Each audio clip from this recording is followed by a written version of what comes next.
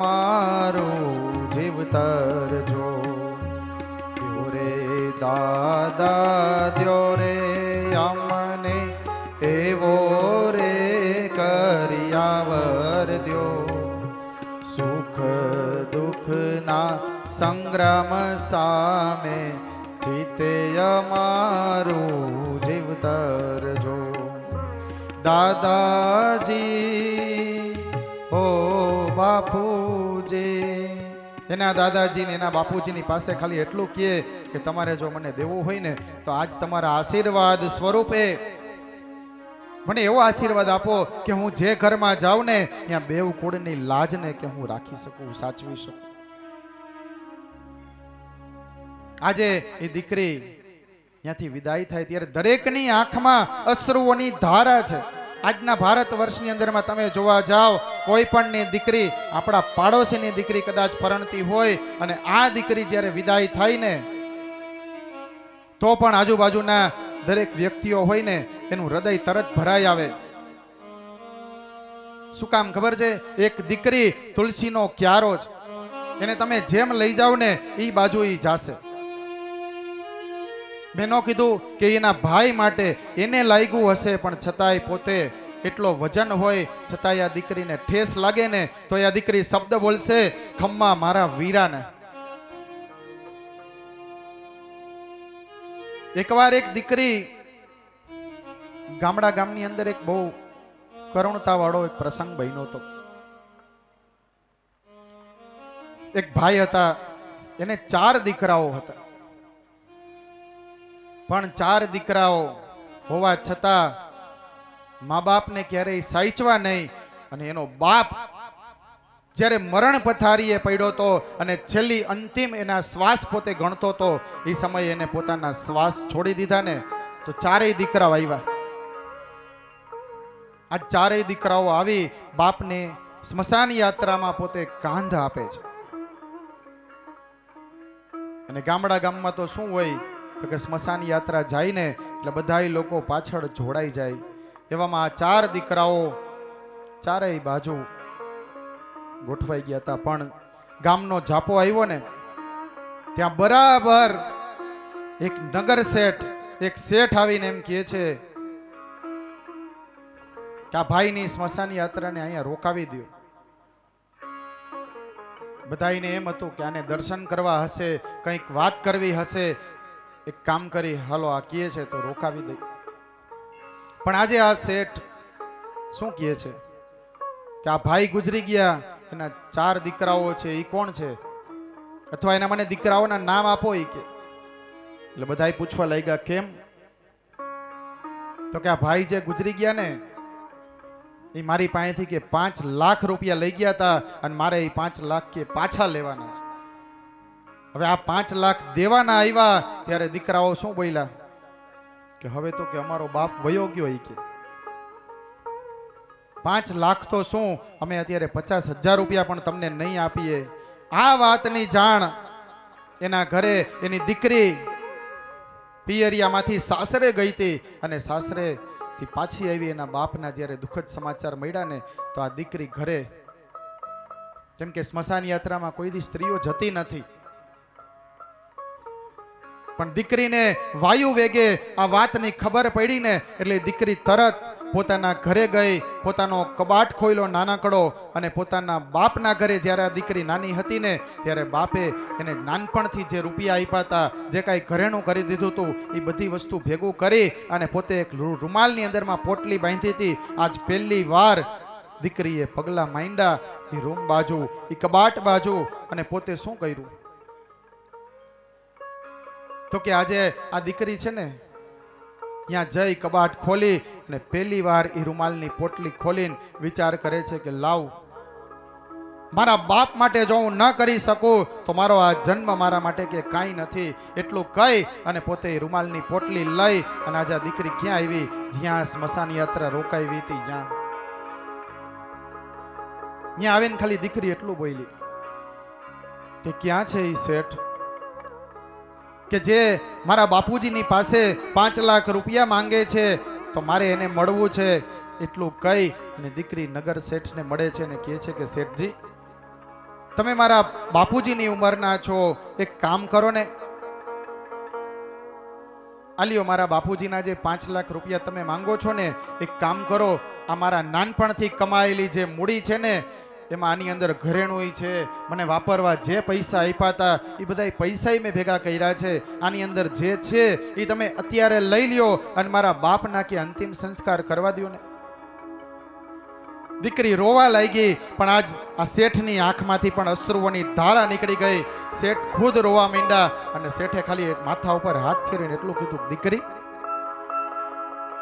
તું તો કાળજાનો કટકો છો બેટા, મારે તને જાજા શબ્દો કે શું કહેવાય કે. અને આજે એટલું કહેતા એ દીકરીએ જ્યારે વાત કરી પોતાના પિતા માટે, ત્યારે એ શેઠની આંખમાં અશ્રુઓની ધારા વહી ગઈ અને ખાલી એટલું બોલ્યા કે દીકરી આજે હું છે ને, હવે તને મારી સાચી વાત કરવી કે હું છે ને તારા પિતાજીની પાસેથી પૈસા લેવા નહોતો આવ્યો, પણ આ 5 લાખ રૂપિયા હું એને દેવા આવ્યો હતો. પણ દીકરી હું સાચો વારસદાર ગોતતો હતો. આ 4 દીકરાઓ રહ્યા ને, એની મને ખબર પડી ગઈ કે મેં પૈસા માંગ્યા તો ન આપ્યા. અને ત્યારે આ વાત જ્યારે સાંભળીને તો દીકરાઓની આંખમાં અશ્રુઓની ધારા વહી ગઈ. એને ખબર પડી ગઈ કે અમે ભલે દીકરાઓ રહ્યા, પણ અમારા કરતા અમારી બેન, મારા બાપની દીકરી અમારા કરતા ખૂબ ચડિયાતી છે. એટલે એ શેઠે કીધું કે હું તો કે સાચો વારસદાર ગોતતો હતો. હાલો આપણે બધાએ અંતિમ સંસ્કાર કરવા જાય એટલું કહી અને આ શેઠ સહિત 4 દીકરાઓ આજે અંતિમ સંસ્કાર કરે છે. પણ આ કોણ કરી શકે? આટલું ત્યાગ અને આટલું સમર્પણ કરનારું જો કોઈ પાત્ર હોય તો એ દીકરી પાત્ર છે. એટલે જ આજે હું મારી વ્યાસપીઠથી આ શ્રીમદ ભાગવતની કથાના માધ્યમ દ્વારા દરેક દીકરાઓને એક વંદન કરીશ, એક પ્રાર્થના કરીશ કે તમારા મા બાપને તમે ખૂબ સાચવજો.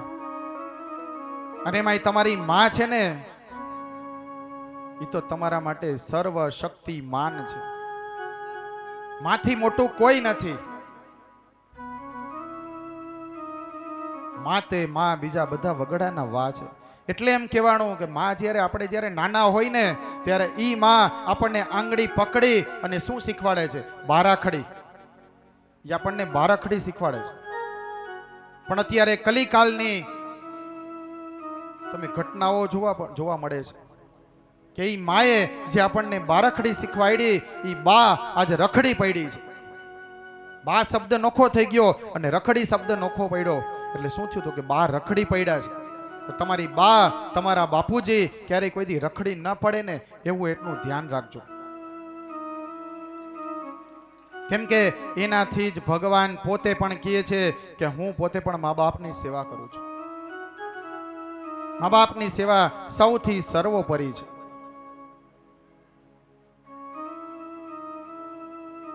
એટલે આજે આ દીકરીને ભીષ્મક રાજાએ પોતાની દીકરી રૂકમણીનું કન્યાદાન કરી આ દીકરીને વડાવી છે. અને આ સમયે આજે જ્યારે દીકરી વડે છે ત્યારે દરેકની આંખમાં અશ્રુઓની ધારા છે. કે જ્યારે ભગવાનના લગ્ન થતા હોય, દ્વારિકાધીશના લગ્ન થતા હોય, આ સમયે દરેક લોકો આ વિદાયની અંદરમાં જોડાય છે. હવે જ્યારે વિદાય થઈ ગઈ તો ગામની પરંપરા દીકરી 2 થાપા મારીને જાય ત્યારે શું કહેવાય? આ દીકરી એમ કહે છે કે મારા મા બાપની મિલકતમાં, મારા ભાઈની મિલકતમાં મારો 1% ભાગ નથી. હું અમારું જે કાંઈ છે એ હું એને સમર્પણ કરીને જાઉં છું. અને માત્ર લઈ જાઉં છું તો શું? તો કે મારા મા બાપે મને આપેલા સંસ્કારો, આ સંસ્કારોનું ઘરેણું, આ ઘરેણાનું ભાથું બાંધી આજે હું મસ્તક ઉપર લઈ અને હું પિયરિયામાંથી સાસરિયામાં કે વિદાય થાઉં. અને છેલ્લે આ દીકરી ખાલી એટલું કહે કે પિતાજી, બાપુજી, હવે છે ને તમે મારા ઘરે આવજો. અત્યાર સુધી દીકરીનું ઘર કોનું હતું? એના બાપનું. પણ હવે એને શું કીધું કે તમે મારા ઘરે આવજો. એટલું કહી અને દીકરી પોતે અહીંયાથી વિદાય લે છે. લગ્નનો પ્રસંગ ચાલતો હોય ત્યારે તો બધા આનંદમાં હોય, પણ જ્યારે આવી કરુણતા આવે ને ત્યારે દરેકની આંખમાંથી અશ્રુઓની ધારા વહી જાય. એ તો એને ખબર પડે કે જેને પોતે પોતાની દીકરીને મોટી કરી અને વડાવી હોય. એટલે આપણે પણ ત્યારથી એક સંકલ્પ લીધો કે કદાચ કોઈ દીકરીના લગ્ન થાય ને તો એ દીકરીની વિધિ અમારી પાસે આવે ને તો એ દીકરીના લગ્નની વિધિની દક્ષિણા અમે કોઈ દી કહેશું નહીં, જે આપે ને એ સ્વીકારશું. ભારત વર્ષની અંદરમાં કન્યાદાન સૌથી મોટામાં મોટું દાન છે. અને ગમે એવું સુવર્ણ મુદ્રિકાઓ મૂકો, ગમે એટલી વસ્તુ અપાય તો એ છેલ્લે મુકાય તુલસીનું પાન. ભગવાન પોતે પણ તુલસીના પાંદડે તોલાઈ ગયા હતા. એકવાર રૂકમણીજી અને ભગવાન દ્વારિકાધીશ પોતે બિરાજમાન હતા. એ સમયે ભગવાનનું બીજું લગ્ન છે ને એ સત્યભામા સાથે થાય છે. અને સત્યભામાને એકવાર અહંકાર આવી ગયો કે મારાથી વધારે કોઈ ભગવાનને પસંદ નથી, એટલે મારે ભગવાન દ્વારિકાધીશને છે ને સુવર્ણ અને તોલે ભગવાનને ત્રાજવાથી તોલવા છે. ત્યારે ભગવાન એક ત્રાજવામાં ભગવાન બેસે છે, બીજા ત્રાજવાની અંદર સત્યભામા છે ને અનેક પ્રકારની સુવર્ણ મુદ્રિકાઓ મૂકે છે. આ સમયે દેવર્ષિ નારદ પણ ત્યાં હાજર હતા. ભગવાન ત્રાજવામાં બેઠા, બીજી બાજુ સુવર્ણ મુદ્રિકાઓ મુકાવા લાગી. એટલા ઘરેણા મુકાઈ ગયા, એટલી સુવર્ણ મુદ્રિકાઓ મુકાઈ ગઈ. છેલ્લે પોતે પહેરેલી બંગડી પોતે પણ ભગવાનના ત્રાજવામાં મૂકી, પણ છતાંનું ભગવાનનું ત્રાજવું ઊંચું ન થયું. અહંકાર વયો ગયો. અહંકાર જાય ને ત્યારે લક્ષ્મી એના પગે આવે, અને ત્યારે લક્ષ્મી આપણને બુદ્ધિ આપે છે. ત્યારે સત્યભામાએ પૂછ્યું કે દીદી, મેં ભગવાનને તોલવાનો સંકલ્પ કર્યો પણ ભગવાન તો કે ત્રાજવામાં તોલાતા જ નથી. ત્યારે રૂકમણીએ કીધું કે જાઓ, એક કામ કરો, આંગણાની અંદર જઈ તુલસીના ક્યારામાંથી એક તુલસીનું પાન લઈ આવો અને ભગવાન દ્વારકાધીશનું નામ લઈ અને તમે મૂકો. આ તો ઠાકોરજી છે, તુલસીને પાંદડે તોલાઈ જાય. ત્યારથી સંકલ્પની અંદરમાં બ્રાહ્મણો છે તમને પાણીની ચમચી ભરાવે, તેમાં તુલસીનું પાન મુકાવે, અક્ષત મુકાવે છે. આજે શાસ્ત્રની અંદરમાં તમે જ્યારે તિલક કરો છો તો તિલકની ઉપર અક્ષત ચડે છે. શું કામ? ઘણા ધાન્ય છે, ઘઉં છે, મગ છે, ચણાની દાળ છે, અડદ છે, આવા તો કેટલાય ધાન્ય છે. કેમ એકઈ ઈ વસ્તુ નથી ચડતી? પણ અક્ષત જ એટલે શું કામ ચડે છે? ચોખા શું કામ ચડે છે? ચોખાને સંસ્કૃતમાં કીધું છે અક્ષત, અને અક્ષતને પાછો એનો અર્થ કર્યો અખંડ.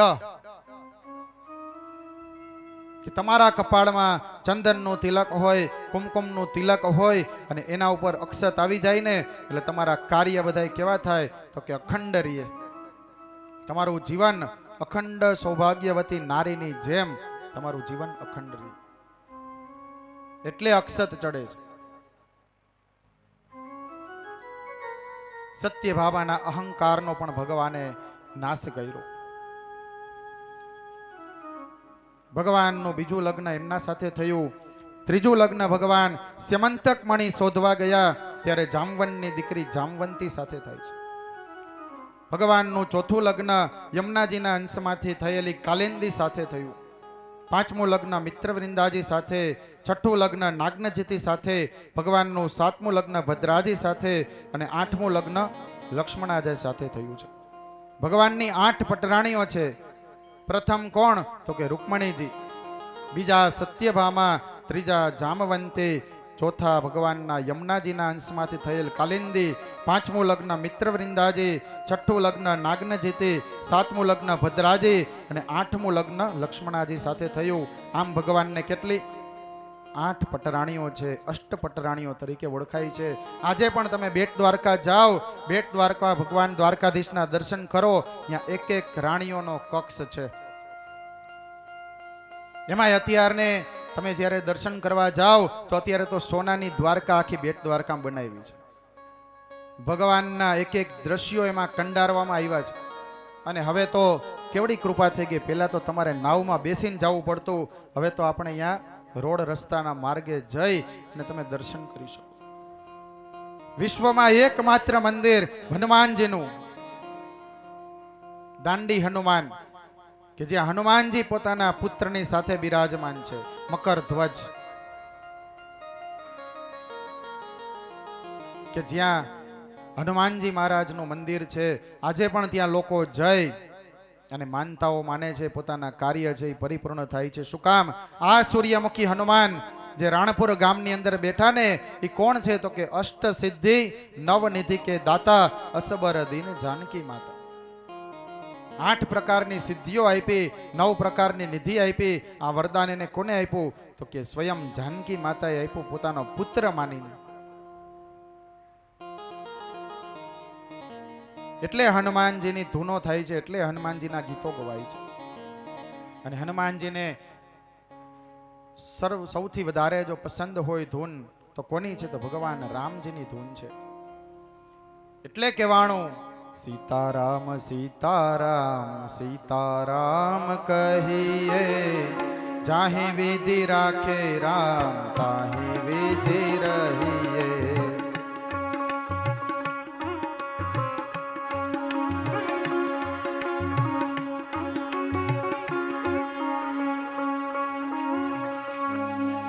સીતારામ સીતારામ સીતારામ કહીએ, જાહી વિધિ રાખે રામ તાહી વિધિ રહીએ.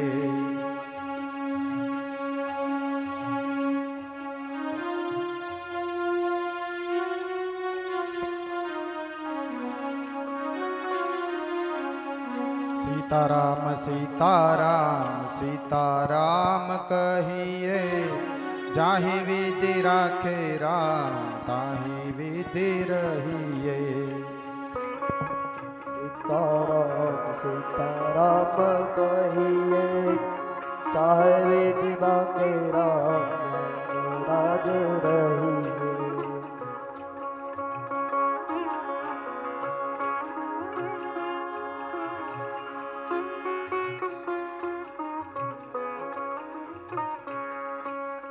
अब तो कृपा करो राम, अब तो दया करो राम. अब तो कृपा करो राम, अब तो दया करो राम.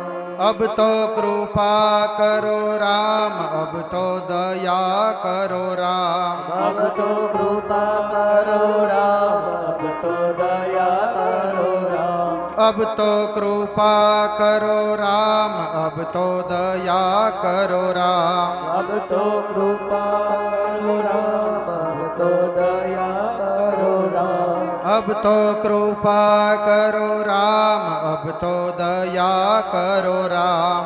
अब तो कृपा करो राम, अब तो दया करो राम. सीताराम राम राम राजा राम राम राम. सीताराम राम राम राजा राम राम राम. राजा राम राम राम सीताराम राम राम. राजा राम राम राम सीताराम राम राम.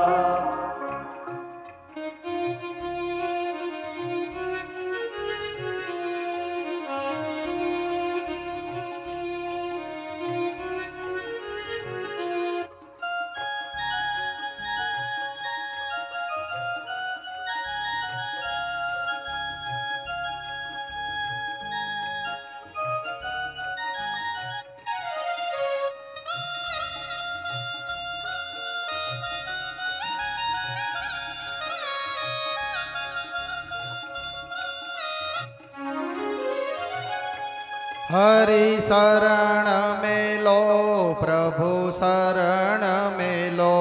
हरि शरण रहो, प्रभु शरण लेजो. हरि शरण में लो, प्रभु शरण में लो. हरि शरण लेजो, प्रभु शरण लेजो. हरि शरण में लो, प्रभु शरण में लो.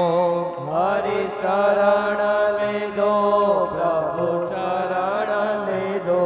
मेरी नैया प्रभु जी